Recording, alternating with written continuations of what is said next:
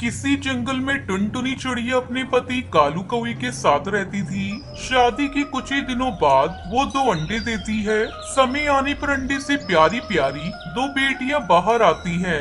ये देखकर टुनटुनी बहुत खुश हो जाती है, लेकिन उसका पति नाराज हो जाता है। क्या टुनटुनी, तुमने एक साथ मेरे ऊपर दो दो बेटियों का बोझ डाल दिया। मैंने तो सोचा था एक बेटा हो तो बुढ़ापे का सहारा बनेगा। कालू जी, नाराज क्यों होते हो? अगली बार जरूर बेटा होगा। आप ऐसा ना बोलो, ये सब ऊपर वाले के हाथ में है। तब तक आप लोग कमेंट में बताएं 2+6 कितने होते हैं। समय गुजरने लगता है। कालू अपनी बेटियों को जरा भी प्यार नहीं करता था। कालू अपनी बेटियों से बहुत नफरत करता था। कुछ दिनों बाद टुनटुनी फिर से माँ बनने वाली होती है। टुनटुनी को अपने आने वाले बच्चे की चिंता सता रही थी। उसी चिंता में वो अपना और अपनी दोनों बेटियों को ख्याल ठीक से नहीं रख पा रही थी। ऐसे में वो तीनों बीमार पड़ जाती हैं। एक दिन टुनटुनी की सहेली लूसी कबूतरी उससे मिलने आती है। अरे टुनटुनी, ये तूने अपनी कैसी हालत बना रखी है? तेरी बेटियां भी बीमार लग रही हैं। क्या बताऊं लूसी, कालू जी मेरी बेटियों से बहुत नफरत करते हैं। पता नहीं इस बार बेटा आएगा या बेटी। मैं इसी चिंता में घुली जा रही हूँ और अपनी बेटियों का भी ख्याल नहीं रख पा रही हूँ। तभी टुनटुनी की दोनों बेटियां भूख से रोने लगती हैं। मम्मा मम्मा, मेरे पेट में दर्द हो रहा है। मुझे बहुत जोरों से भूख लगी है। बेटा ये लो, मैं तुम्हारे लिए मीठी मीठी आम लेकर आई थी, तुम इसे खा लो। टुनटुनी की दोनों बच्चियां आम खाने लगती है। कुछ दिनों बाद टुनटुनी के अंडे से बच्चे के बाहर आने का समय आ जाता है। हे भगवान, इस बार मेरे ऊपर रहम करना, मुझे बेटा ही देना। उधर कालू भी घोंसले के बाहर बैठा बच्चे के अंडे से बाहर आने का इंतजार कर रहा था। जैसे उसे अंडे टूटने की आवाज आती है, वो दौड़कर घर के अंदर आता है। क्या हुआ, बेटा या बेटी? बताओ बताओ, जल्दी जल्दी बताओ। मेरे कान बेटे की आवाज सुनने के लिए तरस रहे हैं। क्या बताऊं जी, इस बार भी बेटी ही आई है। बस बहुत हो गया टुनटुनी, मैं 3 बेटियों का बोझ नहीं उठा सकता। तुम इन्हें लेकर कहीं दूसरी जगह चली जाओ। कालू जी, ये आप क्या कह रहे हैं? बेटा या बेटी पैदा करना मेरे हाथ में नहीं है, ऊपर वाले के हाथ में है। शायद हमारी किस्मत में बेटियां ही लिखी है। जब ये खबर हरी तोती सुनती है तो वो बहुत खुश होती है और वो अपने पति से कहती है, अरे ओ मिट्ठू के बापू, कुछ सुना? टुनटुनी के घर से बेटी पैदा हुई है। बहुत अकड़ रही थी, कह रही थी मेरी बेटियां मेरा गुरूर हैं। अब पता चलेगा जब कालू उसे धक्के मारकर घर से बाहर निकाल देगा। मेरे कलेजे को ठंडक मिलेगी जब कालू उसे घर से बाहर निकालेगा। ये बिल्कुल भी अच्छी बात नहीं। तुम्हें दूसरों का झगड़ा देखने में बहुत मजा आता है। कहीं ऐसा ना हो लेने के देने पड़ जाए। मैंने तुम्हें कितनी बार समझाया है, दूसरों के घर में आग लगाने का काम छोड़ दो। तुम चुप रहो जी, बहुत आए साधु महात्मा बनने। मुझे टुनटुनी का घर टूटते हुए देखना है। बहुत दिनों से मैं अपनी सहेली चंपा के लिए कालू की तरह वर की तलाश कर रही थी। अब मैं अपनी सहेली की शादी उस कालू से करवाऊंगी। आज तो मैं उस कालू को ऐसा भड़काऊंगी कि वो टुनटुनी और उसकी बेटियों को धक्के मारकर घर से बाहर निकाल देगा। अब मैं जा रही हूँ। मेरे जाने से पहले अगर कालू अपनी तीसरी बेटी को भी अपना लेगा तो टुनटुनी को उस घर से निकालने का मेरा प्लान धरा का धरा रह जाएगा। मैं टुनटुनी के घर जा रही हूँ तमाशा देखने। तुम घर को देखना आकर, तुम्हें सारा किस्सा बताऊंगी।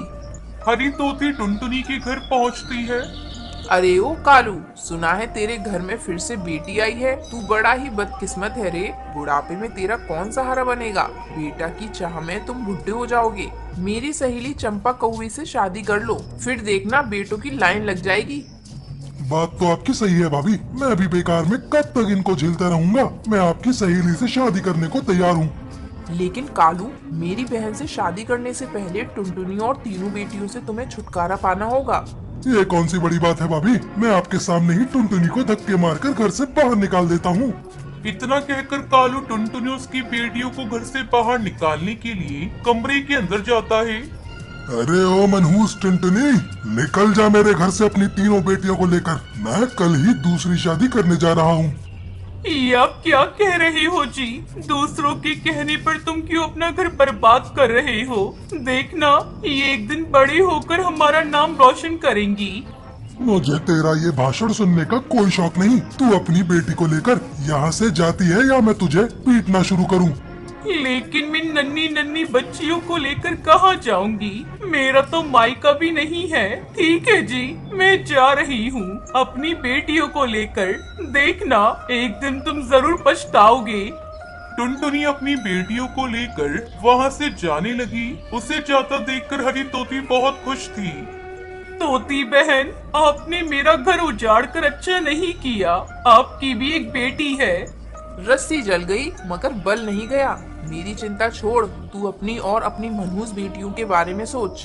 टुनटुनी वहाँ से चली जाती है। समय तेजी से गुजरने लगता है। कालू कौवा चंपा कौवी की शादी हो जाती है। कुछ ही दिनों बाद कालू कौवे के घर बेटे का जन्म होता है। अपनी बेटी को देखकर कालू बहुत खुश था। चंपा, आज मैं बहुत खुश हूँ। मांग, तुझे जो मांगना है। काश मैंने तुमसे पहले ही शादी कर ली होती तो मुझे आज इतना इंतजार नहीं करना पड़ता। कालू जी, मेरा बहुत मन है मैं नौलख का हार पहनूं। अगर तुम मुझे वो ला दोगे तो बहुत अच्छा होगा। दूसरी तरफ टुनटुनी पक्षियों के घर में काम करके अपनी बेटियों को पालने लगी और उन्हें पढ़ाने लगी। मेरी बच्चियों, तुम मन लगाकर पढ़ाई करो और इस बेरहम दुनिया को दिखा देना कि बेटियां भी बेटों से कम नहीं होती। समय के साथ साथ तीनों बेटियां बड़ी हो जाती है और पढ़ लिख कर नौकरी करने लगती हैं। दूसरी तरफ कालू का बेटा ज्यादा लाड प्यार में बिगड़ जाता है। हर दिन पैसों के लिए घर में कालू से झगड़ा करने लगता है। नालायक, इसी दिन के लिए मैंने तुझे पाल पोस के बड़ा किया था कि तू एक दिन मेरे साथ मारपीट करे। तुझे कमा कर मुझे देना चाहिए। रुक, मैं तुझे अभी सीधा करता हूँ। कालू भुट्टे, तू मेरे बेटे को मारेगा? तेरी इतनी हिम्मत? मैं इसका पिता हूँ चंपा, इसे प्यार करता हूँ तो इसे मार भी सकता हूँ। तू इस गलत फहमी में मत रहना। आज मैं तुझे एक राज बताना चाहती हूँ जो मैं कई सालों से अपने सीने में लिए बैठी थी। ये तुम्हारा बेटा नहीं, ये तो मेरे और कड़कनाथ के प्यार की निशानी है। ये सब बातें सुनकर कालू कौवा वहीं बेहोश हो जाता है। चंपा कौवे उसका बेटा कालू कौवे को मार मार कर घर से बाहर निकाल देते हैं। कालू कौवा अब अपनी पहली पत्नी टुनटुनी को याद करके रोने लगता है। तभी टुनटुनी वहाँ से गुजर रही होती है। कालू की ऐसी हालत देखकर वो उससे पूछती है, क्या हुआ जी? आपको हम याद हैं? कालू अपनी पत्नी को देखकर फूट फूट कर रोने लगता है और उसे सब कहानी बताता है। कालू कौवे को रोता देखकर टुनटुनी पिघल जाती है और उसे माफ कर देती है। फिर सभी खुशी खुशी रहने लगते हैं। टुनटुनी की शादी को 5 साल गुजर गए थे, लेकिन वो अभी तक माँ नहीं बन पाई थी। फिर उसकी सास बबली कबूतरी उसे ताने दिया करती थी। अरे बहू, मोहल्ले की सारी बहुएं माँ बन गई हैं, लेकिन तेरी गोद अभी तक खाली है। मुझे तो ऐसा लगता है कि मैं पोते का मुंह देखे बिना ही मर जाऊंगी। माँ जी, आप ऐसी बातें क्यों करती हैं? इसमें मेरा क्या दोष? माँ जी, सब भगवान के हाथ में है। हाँ, तू तो ऐसा कहेगी ना, दोष तुझी में है। तभी तो इतने साल हो गए, अभी तक तू माँ नहीं बनी। अब जाकर मेरे लिए खिचड़ी बनाकर लेकर आ। अभी लाती हूँ माँ जी। जैसे ही टुनटुनी खिचड़ी बनाने जाती है, तभी बबली कबूतरी की पड़ोसन उसके घर आती है। आओ सुंदरी, बहुत दिनों बाद आ रही हो। क्या बताऊं बबली कबूतरी, अपने बेटे बहू के पास गई थी।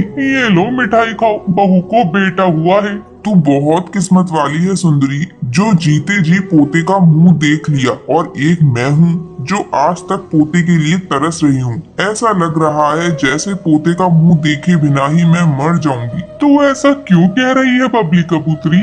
तेरे बेटे की उम्र कहाँ निकली जा रही है? तो उसकी दूसरी शादी कर दे। मेरे देवर की एक लड़की है, तू कहे तो मैं उनसे बात चलाऊं। हाँ सुंदरी, लगता है मुझे ऐसा ही करना पड़ेगा। तभी टुनटुनी वहाँ पर खिचड़ी लेकर आती है और दोनों की सारी बातें सुन लेती है। वो कमरे में जाकर रोने लगती है।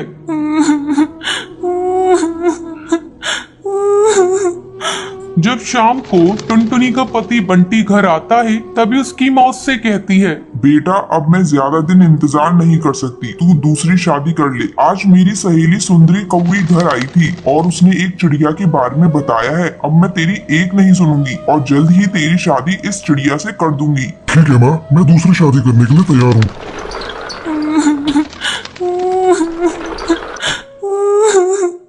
आप ये क्या कह रहे हैं जी? मैं कहाँ जाऊंगी? मेरे जीते जी आप दूसरी शादी कैसे कर सकते हैं? देखो टुनटुनी, मैंने बहुत इंतजार कर लिया। तुम्हारी कोक अभी तक सोनी है, इसलिए अब माँ जैसा कहेंगी वैसा ही होगा। तुम अगर इस घर में रहना चाहती हो तो रहो, नहीं तो यहाँ से जा सकती हो। हाँ, मैं अपनी सौतन के साथ नहीं रह सकती। मैं जा रही हूँ, मैं किसी भी तरह जी लूंगी। इतना कहकर टुनटुनी घर छोड़कर चली जाती है और अपना पेट पालने के लिए पक्षियों के घरों में झाड़ू पोंछा करने लगती है। अचानक टुनटुनी को उल्टी होने लगती है। तभी उसकी मालकिन उससे कहती है, टुनटुनी तुझे क्या हो गया है? तुझे उल्टियाँ क्यों हो रही हैं? रुक, मैं अभी डॉक्टर को बुलाकर तेरा चेकअप कराती हूँ। डॉक्टर टुनटुनी का चेकअप करके बताती है, मैडम, ये 2 महीने पेट से हैं और इसलिए इन्हें उल्टियाँ हो रही हैं। मैं कुछ दवाइयाँ लिख कर दे रही हूँ, इन्हें समय समय पर देते रहिएगा। डॉक्टर के जाने के बाद टुनटुनी फूट फूट कर रोने लगती है।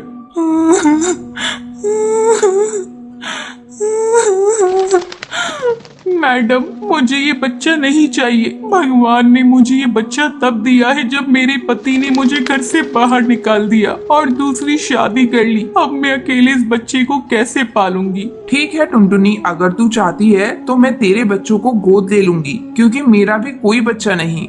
हाँ मैडम जी, यही मेरे बच्चे के लिए ठीक रहेगा। समय आने पर टुनटुनी एक सुंदर सी बच्ची को जन्म देती है। उसे अपनी मालकिन को गोद देते हुए कहती है, मैडम जी, ये लीजिए मेरी बच्ची को। इसे मैं आज से आपको सौंपती हूँ और आगे की जिंदगी अब मैं किसी आश्रम में जाकर गुजारूंगी। इतना कहकर टुनटुनी अपनी बच्ची को मालकिन को गोद में देकर वहाँ से चली जाती है और एक आश्रम में अपनी बाकी की जिंदगी बिताने लगती है।